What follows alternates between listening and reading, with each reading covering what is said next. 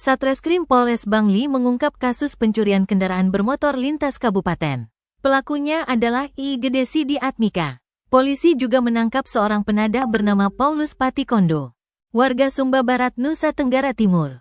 Wakapolres Bangli, Kompol M. Akbar Putra Samosir dalam konferensi pers pada Jumat, tanggal 14 Februari tahun 2025, mengungkapkan kasus ini bermula dari laporan kehilangan sepeda motor di lingkungan Pekuwon Kelurahan Cempaka, Bangli.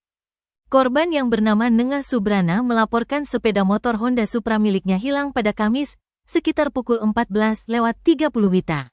Motor tersebut sebelumnya diparkir di sebuah jalan tapak.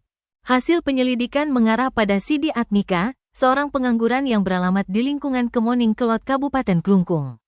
Setelah dilakukan pengembangan, terungkap bahwa ia telah beraksi di beberapa daerah. Polisi mengamankan 6 unit sepeda motor berbagai merek yang dicuri sepanjang Januari tahun 2025. Dari total 6 motor curian, 3 diantaranya dicuri di Kabupaten Bangli, 2 di Kabupaten Gianyar, dan 1 di Kota Denpasar. Dalam menjalankan aksinya, Sidi Atmika menggunakan ojek online menuju beberapa lokasi. Ia sudah menyiapkan kunci palsu untuk membobol motor yang terkunci. Jika menemukan motor tanpa kunci setang, ia mendorongnya ke tempat aman sebelum mencari tukang kunci. Beberapa sepeda motor hasil curian digadaikan kepada tersangka Paulus Patikondo dengan harga 1 juta hingga 1,5 juta.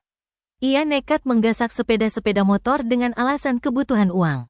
Atas perbuatannya, Sidi Atmika dijerat pasal 363 ayat 1 ke 5 KUHP. Sementara itu Paulus Patikondo disangkakan pasal 480 ayat 1 KUHP. Keduanya kini ditahan di Mapolres Bangli.